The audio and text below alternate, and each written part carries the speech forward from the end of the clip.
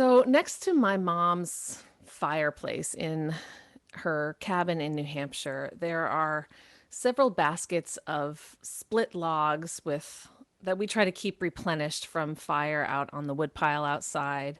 There's a basket of old newspapers that we've already read.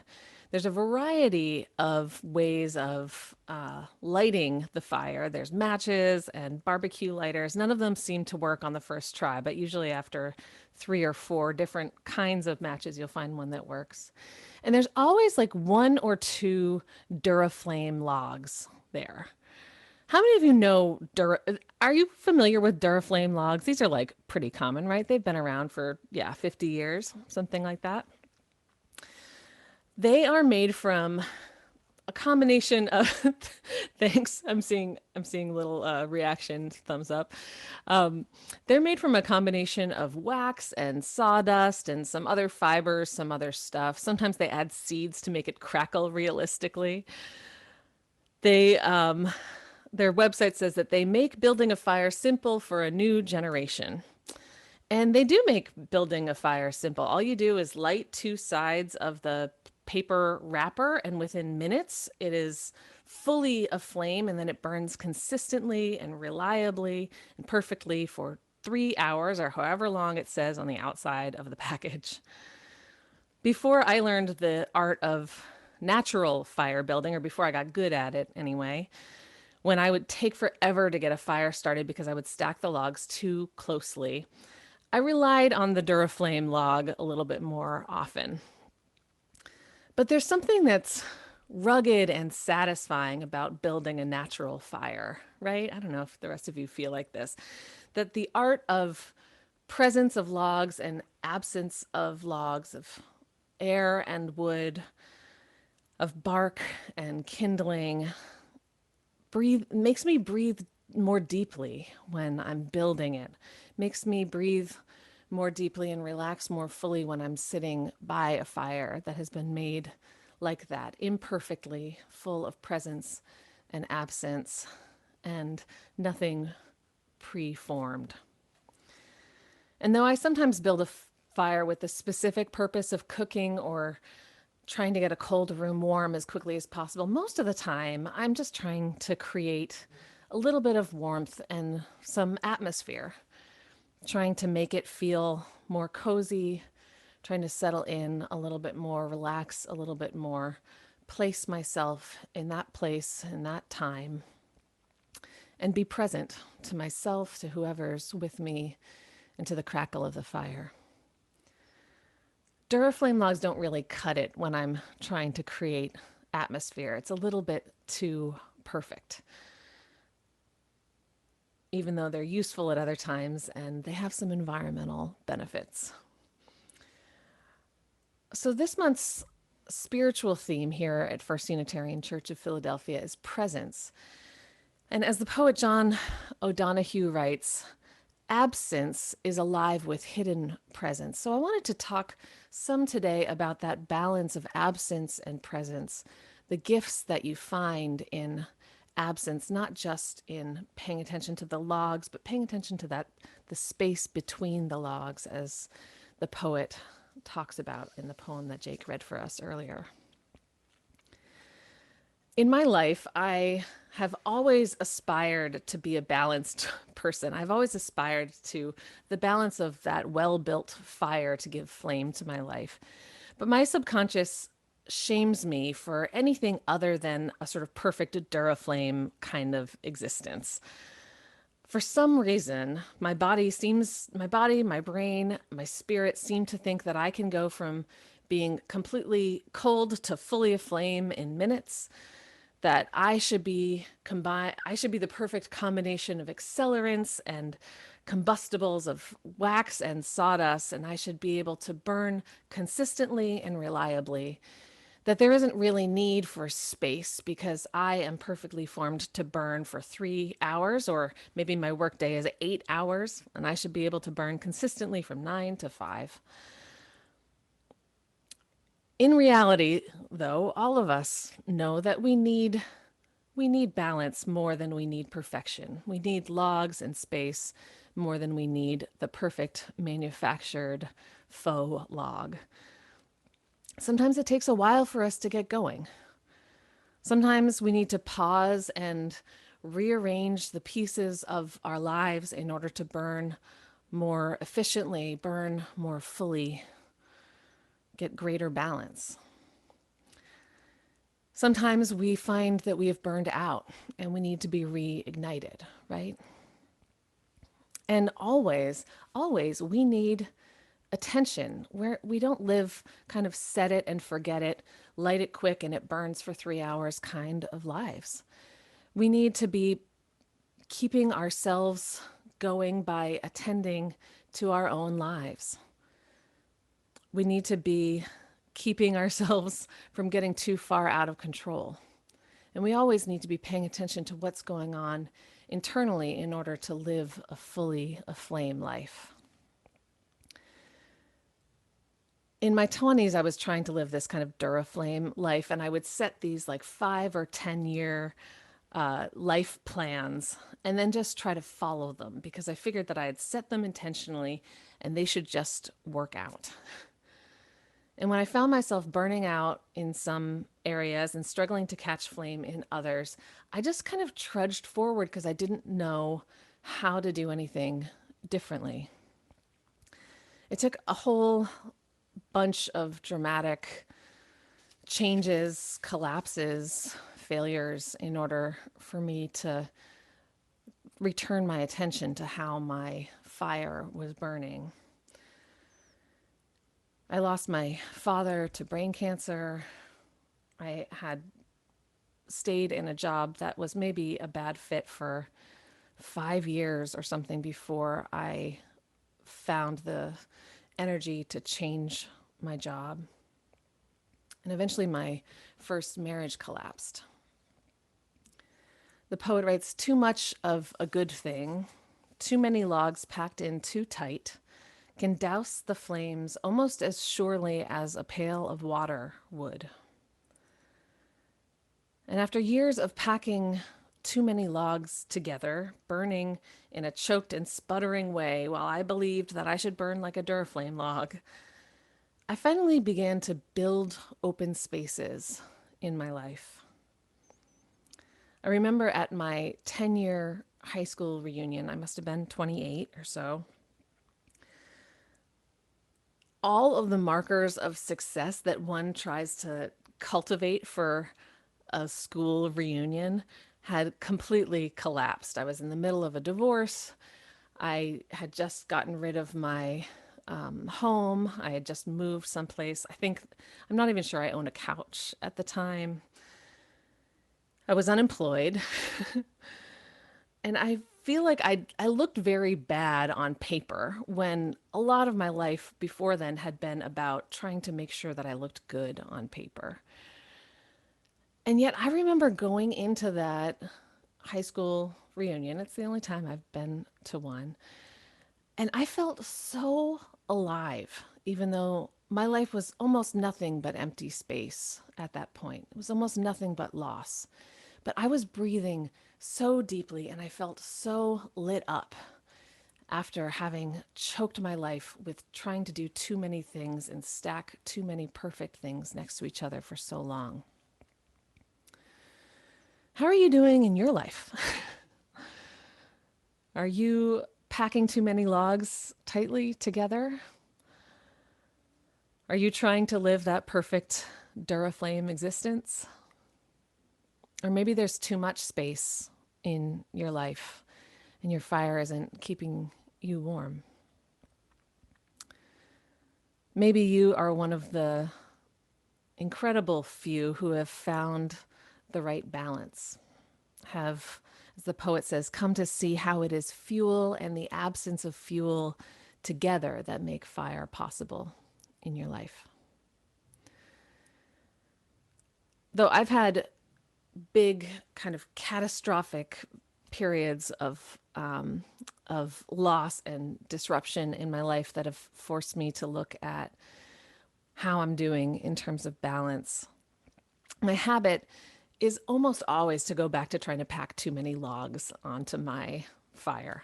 Almost always. I always try to pack them too close together and put too many on there, thinking that more fuel means a better fire.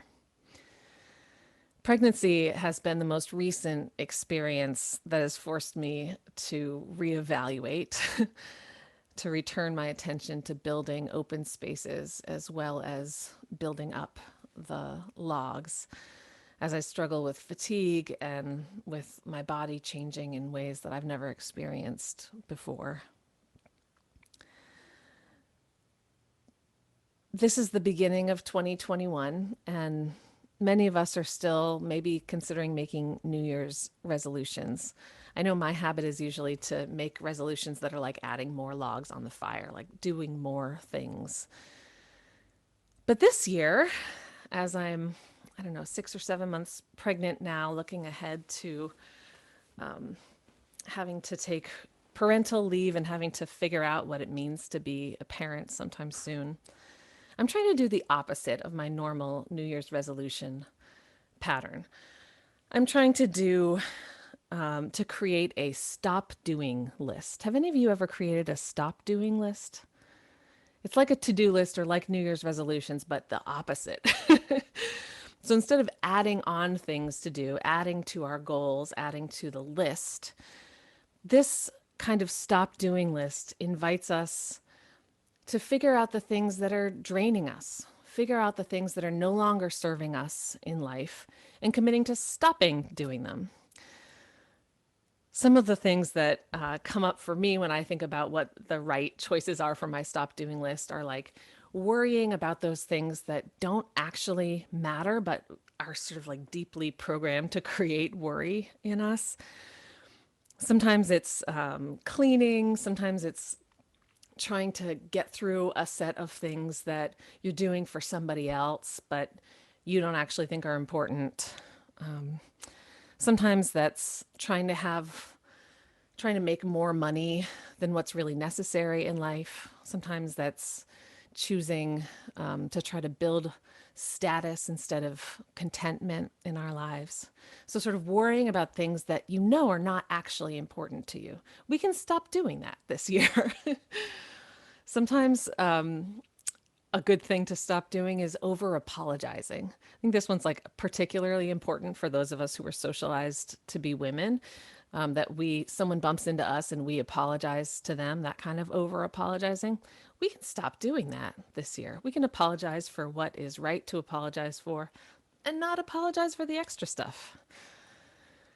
Some of the things that we can stop doing are just stopping doing all those things that drain us, whether that's pouring ourselves into a toxic friendship that doesn't give us energy and doesn't feel balanced, or pouring ourselves into tasks that sap our energy rather than replenish it. Stop doing list gives us the opportunity to just say, I'm going to get better at not doing those things that drain me rather than trying to do more things that would light us on fire. It's about creating space between the logs in our lives.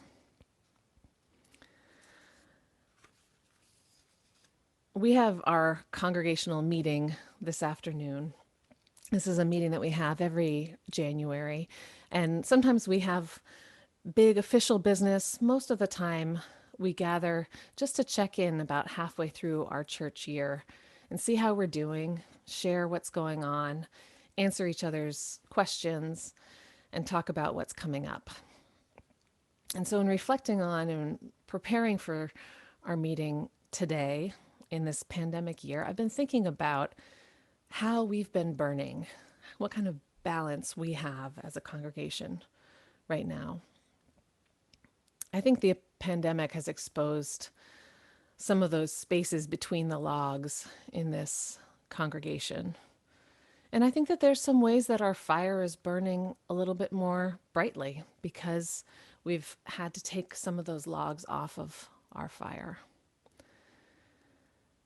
As we look ahead of us, as we look to the rest of the pandemic, however long it will be before we're able to gather in some sort of in-person and or hybrid way, And as I'm looking ahead to parental leave when I'll be gone for 12 weeks and Hannah will be your acting lead minister, and as we look ahead to our normal summer schedule, I've been thinking that these are times that we could approach with fear. We could approach them afraid that our inability to pile all the logs that we want to on our fire will cause us to fizzle and die down in a rubble of faintly glowing embers covered by ash. But I prefer to approach this time ahead of us as a chance to build open spaces in the same way that we have learned to pile on the logs.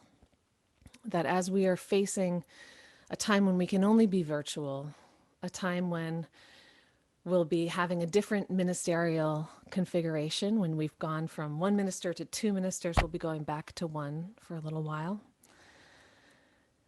And then entering into our summer schedule, I think that this is a time to be present to one another and to breathe together and to be present to the logs that matter the most, to our mission of awakening love and justice in our lives and in the world, where we can rely on the quality of our fuel and the integrity of our spaciousness to give life to our congregation.